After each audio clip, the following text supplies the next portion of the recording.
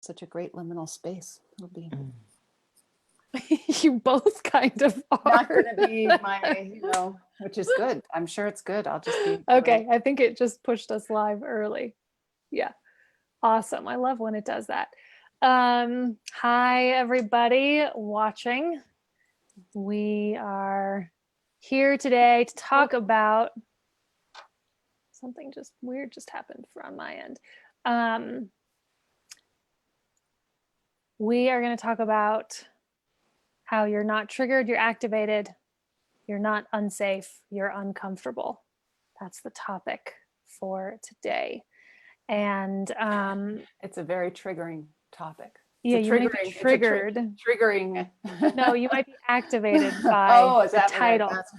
Watch it. Yes. Watch it, Christian. And before we dive in, we have a couple of programs happening in the new year. So one called Eros Ceremony and Belonging. That is for women. It's a weekend immersion. And then another one, the Source of Embodied Ethics, which is really related to what we're speaking about today. That's a practitioner, an online practitioner course, or an online course for practitioners of all kinds. That starts in March, I believe. Early March. But you can find them both on our website, instituteforeroticintelligence.com, and you can see all kinds of information about both of them and sign up for them there. And the Eros Ceremony and Belonging course is open to all those folks who identify as women. So just to be really clear. Great. Okay. So sorry, I'm just making sure that we're functioning here properly. Otherwise, what's the point?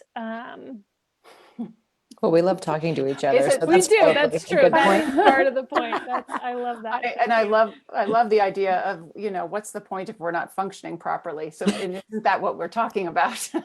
Okay. What does it mean to be functioning, to properly function? I was on there when we started. It says we're live now. So okay. I think so. I just like to see confirmation. Okay, great. I can relax. So to start, let's define, and by define, I mean give examples of, demonstrate, to start with, the difference between being triggered and being activated. You hear the word triggered a lot. You being the royal you, the royal we hear that word a lot, not just in Boulder anymore. It used to be such a sort of Boulder spiritual community growth and development thing of like, oh my God, I'm triggered. But it's happening a lot in a different context. So I want us to define triggered and activated. Christiane, you want to start us? And I do. So I want to say a little bit first, I want to say a little bit more about define and describe, that we really are just describing things we've noticed, but and we do know quite a bit about the nervous system, the autonomic nervous system. That is true. But what we're not saying we have, that we have, this is our purview. We're exploring something that we're noticing that we feel has great consequences, this lack of distinction between activated and triggering, and the confusing, the mistaking one for the other. So when you want to say something? No, go. Okay. So when we say triggered, we're actually referring to a nervous system, an autonomic nervous system response as a result of embodied trauma, an unsequenced stress event that has gotten stored in the body as trauma. And we can give examples of that. And so a trigger is associated with a traumatic, unsequenced process in the body. And when we say activated, we're just talking about any activation that is an autonomic nervous system activation, any difference away from equilibrium that could be a dorsal vagal response that is a numbing or a dissociation, a freezing, or it could be a spike, a hot active, moving into action, moving into fight or flight, into the sympathetic branch of the nervous system, which could include excitement. It could include a deep experience of longing. It could include nervousness about to give us a public, talk, a presentation, and it's just, and it can be very uncomfortable. It can bring with it great discomfort, but it's not actually a response to an event that has been stored, has been unsequenced, that has been stored in the body and has a whole neurological encoding that we call trauma, and that is a trigger. So do you want to add or tweak or?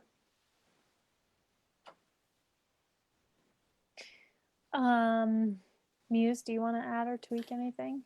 Yeah, I think that sounds pretty good. The word stress response just came across my head around that, coming out of equilibrium in any direction.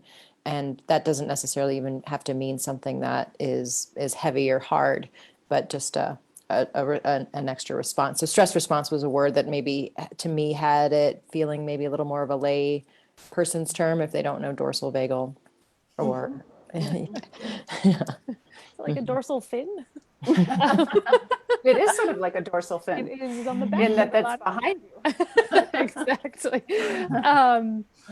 Great. So let's give some examples of both of these. You wove some into your defining there. So examples of activation includes excitement. If you're getting ready to give a speech, even I'm sure both of us, all three of us are activated to some degree as we step into just this online conversation. Like I get a little sweaty and warm and have to remind myself to talk more slowly because I get a little bit sped up, and that's a sympathetic activation. And then what is the tipping point? Like when does that activation actually fall into trigger, and what are some examples of that? Well, so I would love to, let's make a distinction because you're putting it on a spectrum, and I'm not sure I would put it on a spectrum. They're two distinct experiences. They're two distinct reactions or responses based on what's living in the body, what hasn't had the opportunity to be worked through. So I can give a very personal example of a trigger. As you both know, and some of you who are watching know, I have a son who has been in a dance with addiction. He's wonderful. He's in wonderful shape right now, so he's safe and good. But he, for a few deep months, was in a pretty intense dance with heroin, and so that was years ago. But that was my son in a dance with heroin. We weren't sure if he was going to live or die. That was a traumatic event. It didn't necessarily, this could be a great conversation. It didn't necessarily have to be a traumatic event, I would imagine, but it was. It lives in me, that experience, as a deep activation, a deep source of nervous system response. So there are certain things that I can experience.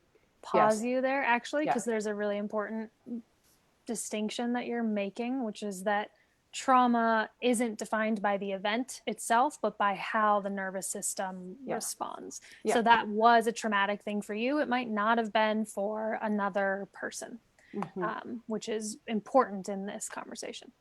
Continue. Yeah.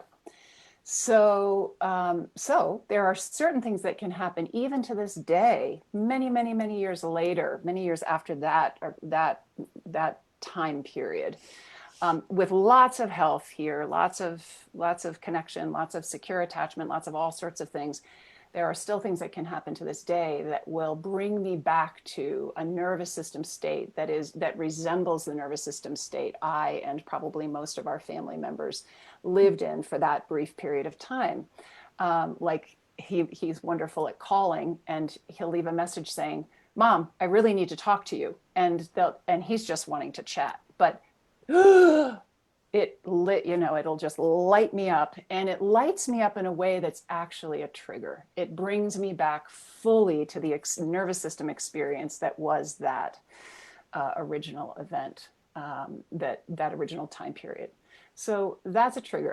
And along those lines, we talk about, in the addiction world, we talk about triggers, and triggers are really very specific, implicit memory, nervous system responses when you pass a street corner that used to be the street corner where you would, do the deal, where you would get your drugs, where if you see a person, a phone number pops up on your phone screen. Those are all, and those actually bring with them very specific, measurable nervous system triggers. So you might already notice that we're describing two very different experiences. And I'll give it back over to you, Alyssa, to decide what we want to do with that. Great. And I think one just physiological difference that feels really significant is that with a full-on trigger, or just maybe there's no need to call it a full-on trigger, but with a trigger, it's likely that blood stops flowing to the frontal lobe, so your brain isn't actually online in the way that it can be, and so your capacity to be navigating what's happening and be aware of what's happening for you is diminished, because something else is taking over, essentially. Yeah, and it's a spectrum, because I can say for my part that who knows, I'll knock on wood, so far it hasn't happened, that something's happened now since that actual time period where so much was uncertain, that still lives in many of us in the family as a very traumatic time period. My trigger is a fairly mild one. It's super intense, but I still have blood flowing to my prefrontal cortex. I can still say, whoa, check that out. That is so intense. He's probably fine. Yeah. So I can still stay present. Got it. But there are extreme examples of people with like clinical PTSD and things like that, where they're like a flashback happens and it's like the current moment actually ceases to exist. Absolutely. Yeah, which is sort of the complete other end of the spectrum. So much so. And in those moments, if one of the reasons we're bringing this topic up is that we're talking about what happens when these two issues are conflated, these two experiences are conflated in community, and not named and labeled appropriately, that harm is done. Harm is done to the community, harm is done to the individuals involved in whatever relational thing is happening. When that happens anywhere, the attention needs to go towards the person having that level of trigger to support that person to come back to present moment. And it tends not to be, a lot of cerebral, talking and doing and processing. It's literally just to circle the wagons around that person because they're not safe. They believe they are not safe. Or their nervous system's telling them they're not safe. I want to be careful there. Thank you. Yeah, because we're going to talk about it later. That feels really like a dangerous statement because their nervous system is actively telling them they're not safe. And they're probably also very uncomfortable, but that's probably not what's top of mind experience, is that they have some discomfort. It's that their top of mind experience is that their nervous system is telling them they're actively unsafe. Okay. Muse, you seem like, go. Well, I just want to, one of the things that comes to mind is that I actually on Facebook, a lot of times we'll see a post and the headline is trigger warning. And I imagine the intentions are really good, that someone's saying, hey, if you're feeling sensitive right now, you might not want to read this post. And it might actually trigger someone who's reading the post. And I'm just sitting here thinking about that, because it does seem to be thrown around a bunch, that word trigger warning.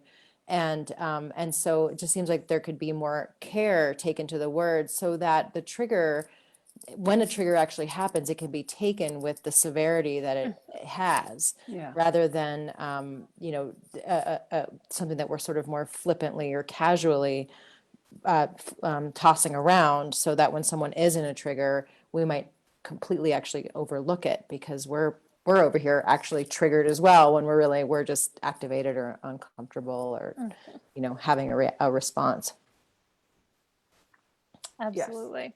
Yeah. And so let's tie these things together, because triggered and feeling unsafe and activation or being activated and being uncomfortable are really, I mean, we're essentially saying the same thing twice, perhaps. Because if you're triggered, you're certainly going to be feeling unsafe. I assume for me, those things go hand in hand. There's no separating them out. And well, you might not be consciously feeling unsafe. If your trigger response is that parasympathetic dorsal vagal response where you're freezing and dissociating, you might not be feeling anything. And feeling versus cognitively experiencing are also different. So a lack of experiencing safety in the moment isn't necessarily a characteristic of an active trigger. At least consciously, I'm exactly. thinking. Yeah. I think that's the point. The nervous system is saying, though, that this not is safe. unsafe. With dissociation, the nervous system is it's so unsafe that I'm just not gonna be here anymore. Not gonna be here. So there is the nervous system, whether we're aware of it or not, the nervous system is saying we're unsafe. Yeah. So is there any more that we want to say to tease out uncomfortable versus unsafe, or does it feel like we've addressed it in the conversation around triggered versus activated? I think some just granularity there would be good. What do you think, Muse? She just wants to hear it. She doesn't. Yeah. A little bit true today. Are we activating you? Activating me into thinking about it. Right, exactly. I to me, it feels like there is that runway can be really short. And because a lot of people, a lot of systems, we are so taught to have an aversion towards discomfort. Absolutely. And so if someone says something to me, or if I'm faced with a choice that I don't really want to make, or in a conversation that I don't really want to have, one of the ways I can get out is to say, I'm not feeling safe right now. I'm not going to engage. This isn't good. This is not good for me. I'm out of here. And it can be a way to avoid or to deflect sitting in the fire of a thing. Because oftentimes the discomfort is there. It's trying to teach us something. It's trying to show us something. There might be a way to come together, or there might be an agree to disagree or something like that. But we think we cut ourselves off. We cut ourselves short when we jump to, I'm not safe here, versus, oh, I'm uncomfortable. What does that mean? Or how can I listen more, or what can I contribute here that would have me at least being able to stay present in the discomfort? Because being uncomfortable, I think building resilience to discomfort is a part of what has us feeling whole and human. Yeah, yes, absolutely. That's what you just brought us into, what I think is the crux of our whole conversation here. The point of our conversation is to create the invitation to be curious. And I would go as far as to say, well, yes, to the binary of it's either a good experience or it's a bad experience. And good experience is usually one that is accompanied by feelings that feel good, that instead of say building resilience to discomfort, I think certainly what we teach is building resilience to sensation. So because all sorts of things can be uncomfortable. Pleasure can be uncomfortable for some of us, depending on how we've been raised and what our experiences have been. So really what this conversation is inviting is resilience and a robustness around experiencing sensation and fine-tuning the nervous system, really seeking out the resources we need to fine-tune our nervous system to know when we are in present moment actually unsafe, truly unsafe.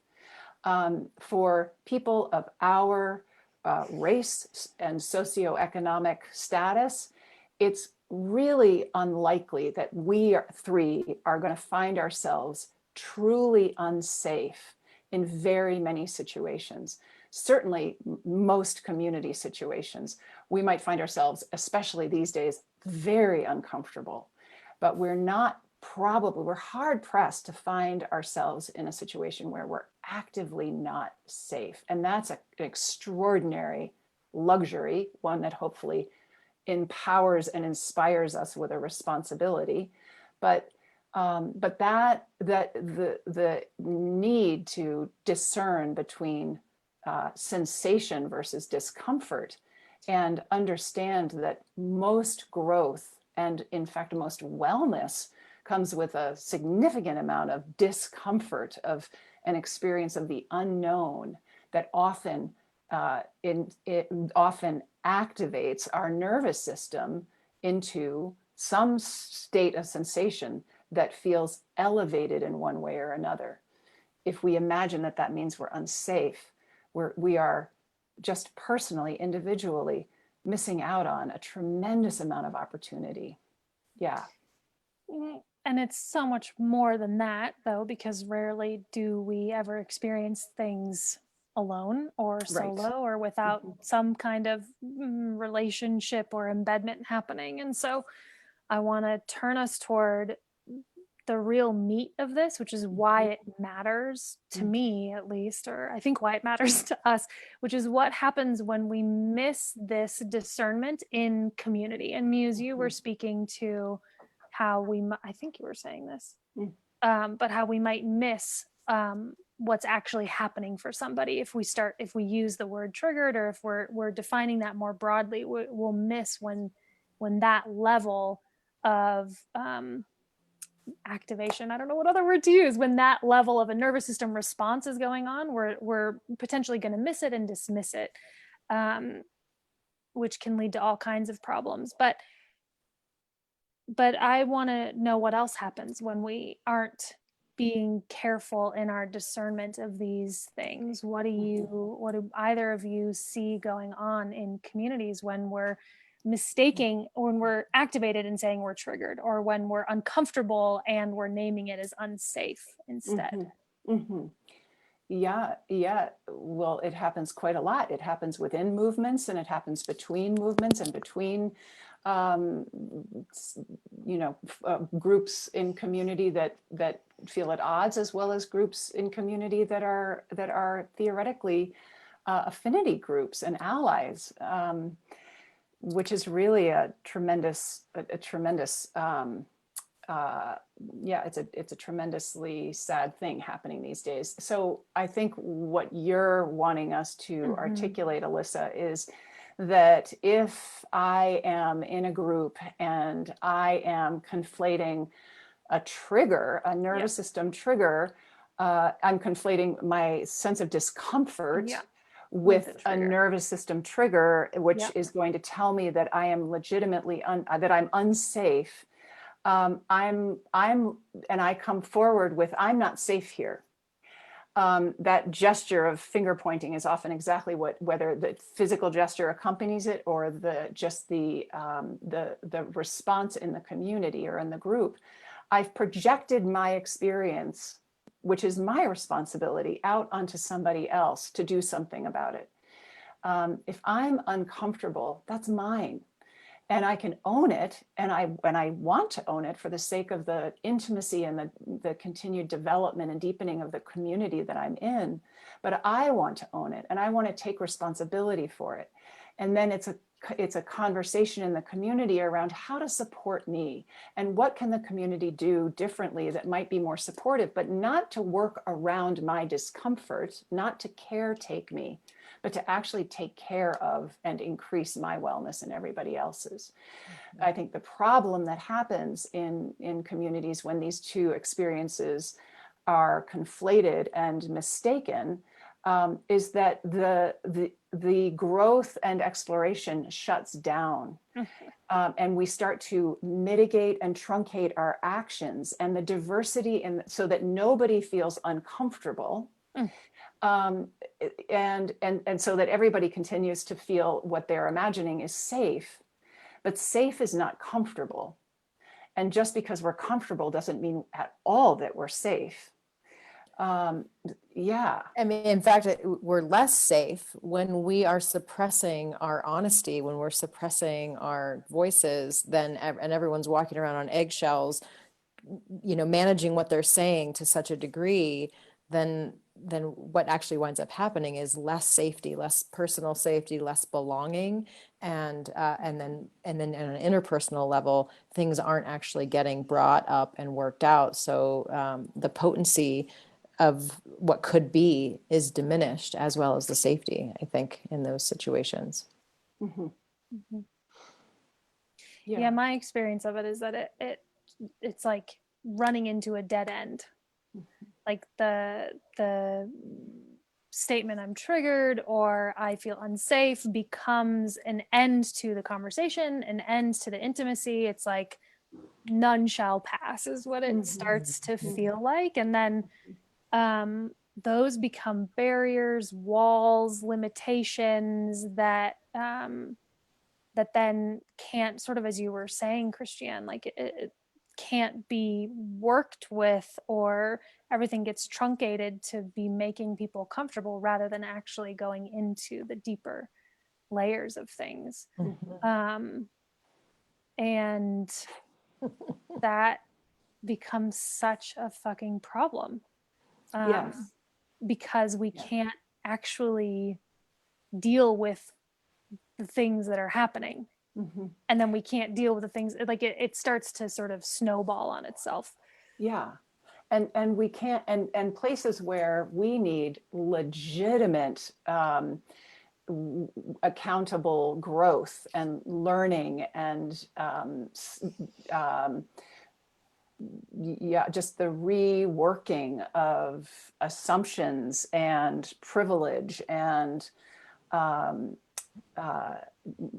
entitlement, all these places where we need legitimately to be challenged and held in community, where there is no, where no question is off limits, no curiosity is off limits, where responsibility is taken for all, for each person is taking responsibility for their experience.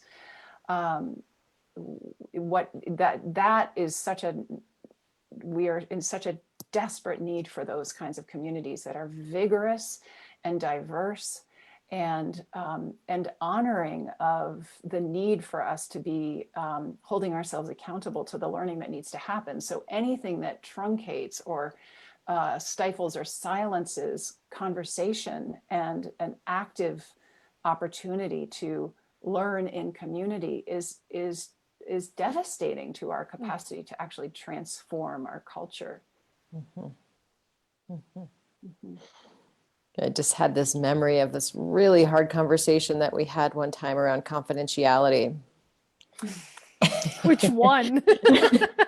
I'm remembering one in particular where I was very activated, and it was like part of my worldview was getting knocked down. And I remember saying, I don't like this. This is so uncomfortable. Help me understand what you're saying here. And it was one of those moments of real breakthrough of oh, and the other side of that conversation, now I understand why I might want, honor, participate with confidentiality or with privacy, or where I might question the motives, behind it. And it brought us closer together, and it brought my understanding so much more deeper than this thing that's handed to me. Confidentiality, these are the rules. Yes. And yeah, it was just in that moment and hearing you talk about it, I was like, oh gosh, this was such a beautiful moment that we did step and walk through together. We did. And if I were to say, no, confidentiality goes this way, end of story, we must uphold this standard in this way because that's what's been passed down to us, then now we're rigid, and we would have missed out on that opportunity to meet the tender parts of ourselves that can get thrown off. For me, my tender part that got thrown off, and just sort of sweep that to the side Meanwhile, that part still lives there, and we didn't really get anywhere closer to understanding. Yeah. Yeah. And we didn't get anywhere. We further, as you use the word rigid, we further enclosed and rigidified that one of you who was told that things are a certain way. And I think the key to all of that happening was that we got even closer in that moment and everything slowed down. I remember students were coming in for the day, it was like bustling. And there we were having an experience, and we just created this beautiful vortex of energy around the experience, and we just stayed in it. And then we had to get going. But I think one of the things that is so sad to me, like heartbreakingly sad, is that in those moments in community, because we haven't been taught that discomfort is full of fertility and generative energy, and it's through the diversity of our conflict and our discomfort that we actually grow into the individuals and create the culture that we are so longing for and that we need at this point. When we are in this current climate, when we feel uncomfortable, we're really actually usually invited to point that finger, as we've said, and say, you, in this case, it would have been you, Muse, pointing the finger at me, saying, you, Christiane, are making me feel uncomfortable. I'm not safe. This isn't safe. My ground is falling out from underneath You're wrong. me. You're wrong. Yeah. Exactly. That's the thing, that instead of everyone supporting the people involved, to remember that they're actually allies here, and that they're working a thing that is larger than them, that has consequences that are larger than them, that there isn't the bad guy and the good guy, or the victim and the villain. And then, the thing that gets to be heroic is whatever or whomever gets to just create the kind of wash of, all right, let's just back away from it. You back away. We get to actually point fingers and other each other. And that is another devastation. We just cannot afford to other each other, even if somebody has done something that is really out of pure ignorance. And it's a very clear situation to those who are witnessing. There is very rarely an active intent to harm. So how do we create that environment where we are feeling supported to stay in our discomfort, take responsibility for what is ours, and move through an experience so that there's understanding on the other side, even as you say, Muse, if we just agree to not see eye to eye. That's diversity. That's wonderful. So.